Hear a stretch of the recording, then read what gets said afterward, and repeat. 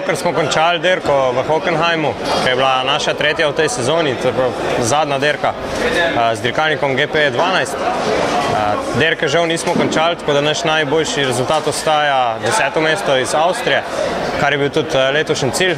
To smo povedali v bistvu že pred sezono, da se hočemo uvrstiti med prvih 10 na vsaj eni od dirk, tako nam je to uspelo.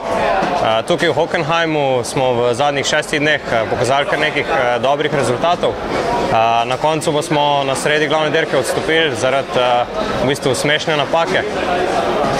Šlo je za to, da se je staknila žica za sklopko in dirkalnik je žal moral odstopiti. S tem je naša druga sezona končana. Po prvem učnem letu smo letos pokazali nekaj dobrih rezultatov in na koncu treba poudariti, kaj vse je šlo v ta projekt. To je 35 študentov, ki je res pustilo srce na igrišču za ta dirkalnik, pa seveda naši sponzorji.